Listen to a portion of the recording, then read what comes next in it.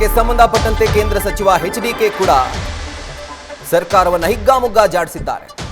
SIR ಪ್ರಕ್ರಿಯೆಯಲ್ಲಿ ಕಾಂಗ್ರೆಸ್ ಸರ್ಕಾರ ಷಡ್ಯಂತ್ರ ಮಾಡ್ತಾ ಇದೆ, ಈ ಸರ್ಕಾರಕ್ಕೆ ಮಾನ ಮರ್ಯಾದೆ ಇದೆಯಾ ಅಂತ ಸರ್ಕಾರದ ವಿರುದ್ಧ ಆಕ್ರೋಶ ವ್ಯಕ್ತಪಡಿಸಿದ್ದಾರೆ. ವಿಧಾನಸೌಧದ ಮುಂಭಾಗದಲ್ಲಿ ಡಿಕೆಶಿ ಗೌರವ ತೋರಿಸಿದ್ರು. ಅದನ್ನ ನೋಡಿ ನಾನು ಇವರಲ್ಲಿ ಬದಲಾವಣೆ ಆಗಿದೆ ಅಂತ ಅಂದ್ಕೊಂಡಿದ್ದೆ, ಆದರೆ ಈಗ ಅನ್ಸುತ್ತೆ ಅವರಲ್ಲಿ ಯಾವುದೇ ಬದಲಾವಣೆ ಆಗಿಲ್ಲ ಅನ್ನುವಂಥ ಮಾತನ್ನ ಹೇಳಿದ್ದಾರೆ.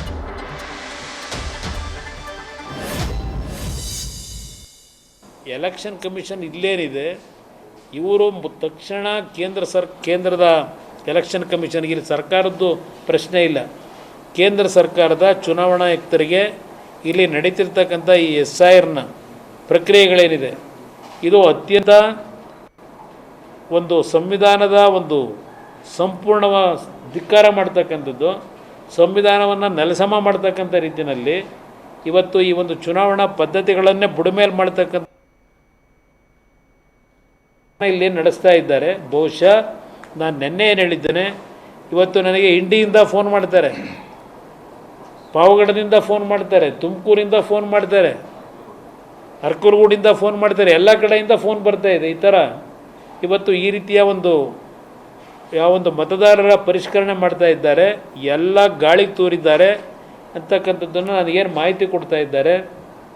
ಇವತ್ತು ಮಧ್ಯಾಹ್ನ ಫ್ಲೋರ್ ಲೀಡರ್ ಏನಿದ್ದಾರೆ ಸುರೇಶ್ ಬಾಬು ಅವರು ಮತ್ತು ಹಲವಾರು ಶಾಸಕರುಗಳೊಂದಿಗೆ ನಿಖಿಲ್ ಕುಮಾರಸ್ವಾಮಿಯವರು ಸಹ ಇವತ್ತು ಮಧ್ಯಾಹ್ನ 3 ಗಂಟೆಗೆ ಚುನಾವಣಾ ಆಯುಕ್ತರನ್ನ, ರಾಜ್ಯದ ಚುನಾವಣಾ ಆಯುಕ್ತರನ್ನ ಭೇಟಿ ಮಾಡ್ತಾ ಇದ್ದಾರೆ. ಅಧಿಕಾರಿಗಳನ್ನ ಭೇಟಿ ಮಾಡಿ ಇಲ್ಲಿ ನಡೆದಿರ್ತಕ್ಕಂಥ ವಿಷಯಗಳನ್ನು ಇವತ್ತೆಲ್ಲೇನು ಒಂದು ದಾಖಲೆಗಳ ಸಮೇತ ಅವರಿಗೆ ಕೊಡ್ತಾ ಇದ್ದಾರೆ.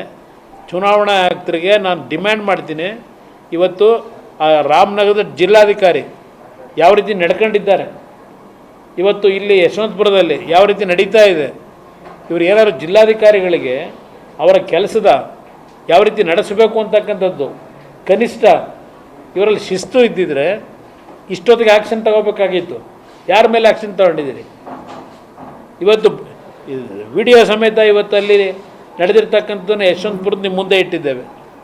ಅದರಿಂದ ಇವತ್ತು ಕೇಂದ್ರ ಸರ್ಕಾರ ಅಲ್ಲ, ಕೇಂದ್ರದ ಚುನಾವಣಾ ಆಯುಕ್ತರಿಗೂ ಸಹ ಸಮಯ ಕೇಳಿ ಅಲ್ಲೂ ಭೇಟಿ ಮಾಡಿ ಇವತ್ತು ಈ ರಾಜ್ಯದಲ್ಲಿರ್ತಕ್ಕಂಥ ಅಧಿಕಾರಿಗಳನ್ನೇ ಮುಂದುವರಿಸಿ ಈ ಒಂದು ಪ್ರಕ್ರಿಯೆಗಳನ್ನು ನಡೆಸಿದರೆ ಈ ರಾಜ್ಯ ಸಂವಿಧಾನವನ್ನು ಸಂಪೂರ್ಣವಾಗಿ ಕೊಲೆಗಡಕರು ಇವರು. ಬೇರೆಯವ್ರಿಗೆ ಹೇಳ್ತಾರೆ, ಸಂವಿಧಾನದ ಬುಕ್ ಇಟ್ಕೊಂಡು ಪ್ರತಿನಿತ್ಯ ಹೇಳ್ತಕ್ಕಂಥವ್ರು ಏನಿದ್ದಾರೆ, ಯಾವ ಸಾಧನೆ ಮಾಡಲಿಕ್ಕೆ ಹೊರಟಿದ್ದೀರಿ ಇವತ್ತು ಈ ಸರ್ಕಾರದಲ್ಲಿ. ಅದರಿಂದ ಇವತ್ತು ನಿಷ್ಪಕ್ಷಪಾತವಾದಂಥ ಒಂದು ಪ್ರಕ್ರಿಯೆಗಳಾಗಬೇಕು ಅಂದರೆ, ಪರಿಷ್ಕರಣಾ ಪಟ್ಟಿ ಆಗಬೇಕು ಅಂತ ಇದ್ದರೆ ಈ ರಾಜ್ಯದಲ್ಲಿರ್ತಕ್ಕಂಥ ಅಧಿಕಾರಿಗಳನ್ನು ಇಟ್ಕೊಂಡು ಇವರು ಯೋಗ್ಯತೆ ನೋಡಿದ್ರೆ ಮಾಡಲಿಕ್ಕೆ ಸಾಧ್ಯ ಇಲ್ಲ. ಇದು ನಾನು ಈ ಸರ್ಕಾರಕ್ಕೆ ಏನಾದರೂ ಮಾನ ಮರ್ಯಾದೆ ಇದ್ದರೆ, ನೆನ್ನೆ ಈ ಪದ ಬಳಸ್ತಿಲ್ಲ ನಾನು, ಇವತ್ತು ಈ ಸರ್ಕಾರಕ್ಕೆ ಮಾನ ಮರ್ಯಾದೆ ಇದ್ದರೆ, ಈ ದೇವ್ರ ಮೇಲೆ ನಂಬಿಕೆ ಇದ್ದರೆ, ಈ ನಟನೆ ಬಿಟ್ಟು ಪಾಪ ಏನು ವಿಧಾನಸೌಧದ ಮುಂದೋಗಿ ಅಲ್ಲಿ ನಮ್ಮ ಕೇಂದ್ರದ ಗೌರವಾನ್ವಿತ ಪ್ರಧಾನಮಂತ್ರಿಗಳು 2014ರಲ್ಲಿ ಪಾರ್ಲಿಮೆಂಟ್ಗೆ ಹೋಗಬೇಕಾದ್ರೆ ಏನೊಂದು ದೇವಸ್ಥಾನ ಅದು ಅಂತಕ್ಕಂಥ ರೀತಿಯಲ್ಲಿ ನಮಸ್ಕಾರ ಮಾಡೋದ್ರು, ಆ ಒಂದು ಪುನರುಚ್ಚಾರ ಮಾಡ್ತಕ್ಕಂಥದ್ದು ನೋಡಿದಾಗ ಏನು ದೊಡ್ಡ ಬದಲಾವಣೆ ಆಗಿಬಿಟ್ಟಿದೆ ಈ ಮನಸ್ಸಿನಲ್ಲಿ ಅಂದ್ಕೊಂಡಿದ್ದೆ.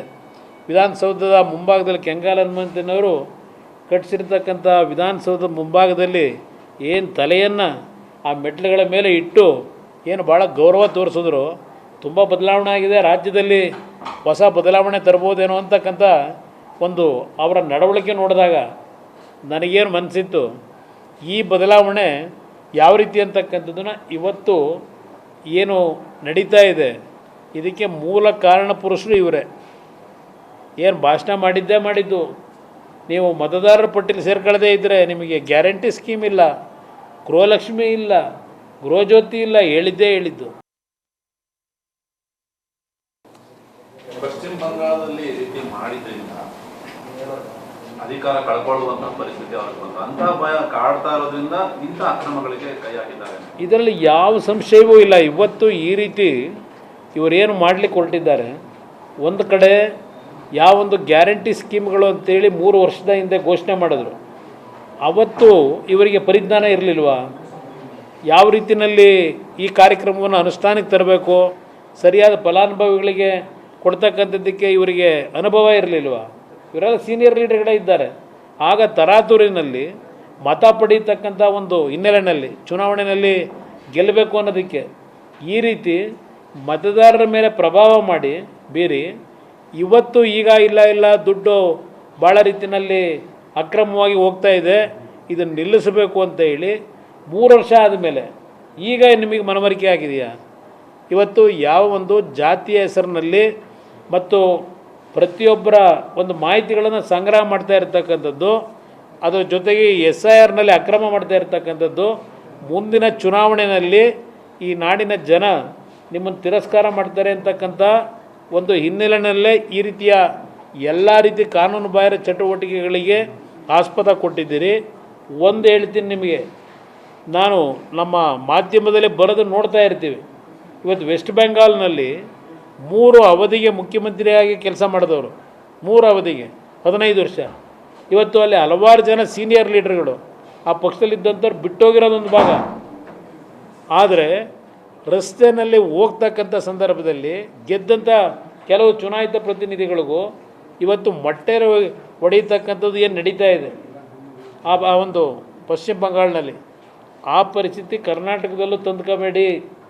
ಈ ಕಾಂಗ್ರೆಸ್ನ ನಾಯಕರುಗಳಿಗೆ ಹೇಳ್ತೀನಿ, ವೆಸ್ಟ್ ಬೆಂಗಾಲ್ನ ಪರಿಸ್ಥಿತಿಯನ್ನು ಇಲ್ಲಿ ನಿಮ್ಮ ಚುನಾಯಿತ ಪ್ರತಿನಿಧಿಗಳ ಮೇಲೆ, ಪ್ರಮುಖ ನಾಯಕರ ಮೇಲೆ ಜನತೆ ಯಾವೊಂದು ವೆಸ್ಟ್ ಬೆಂಗಾಲ್ನಲ್ಲಿ ನಡೀತಾ ಇದೆ ಆ ಕೋಪದಲ್ಲಿ ಆ ವಾತಾವರಣ ಸೃಷ್ಟಿ ಮಾಡ್ಕೊಳ್ತಕ್ಕಂಥದ್ದಕ್ಕೆ ಹೆಜ್ಜೆ ಇಟ್ಟಿದ್ದೀರಿ. ಆ ವಾತಾವರಣ ಬರೋದಕ್ಕಿಂತ ಮುಂಚೆ ನಿಮ್ಮ ಹೆಜ್ಜೆನ ಸರಿಪಡಿಸ್ಕೊಂಡ್ರೆ ಸೂಕ್ತ. ಇಲ್ಲದೇ ಇದ್ರೆ ಮುಂದಕ್ಕೆ ಇದಕ್ಕೆ ತಯಾರಾಗಿರಿ ಅಂತಕ್ಕಂಥದ್ದನ್ನು ಜನ ಇಲ್ಲೂ ಕರ್ನಾಟಕದಲ್ಲೂ ತಯಾರಾಗ್ತಾ ಇದ್ದಾರೆ. ಈ ಒಂದು ವೆಸ್ಟ್ ಬೆಂಗಾಲ್ನಲ್ಲಿ ನಡೆದಂಥ ರೀತಿಯಲ್ಲಿ ಈ ಜನಪ್ರತಿನಿಧಿಗಳ ಬಗ್ಗೆ ಯಾವ ರೀತಿ ನಾವು ನಡ್ಕೋಬೇಕಾಗ್ತದೆ ಅಂತಕ್ಕಂಥದ್ದು ಇವರು ಮಾಡ್ತಕ್ಕಂಥ ದಿನ ದೂರ ಇಲ್ಲ. ಎಚ್ಚರಿಕೆ ವಹಿಸ್ಕೊಳ್ಳದೇ ಇದ್ದರೆ ನಿಮಗೆ ಗಂಡಾಂತರ ಕಾದಿದೆ ಅನ್ನೋದನ್ನು ಹೇಳಲಿಕ್ಕೆ ಬಯಸ್ತೀನಿ. ನ್ಯೂಸ್ ಫಸ್ಟ್ ನಿರ್ಭೀತಿಯಿಂದ ನಿಮ್ಮ ಪರವಾಗಿ.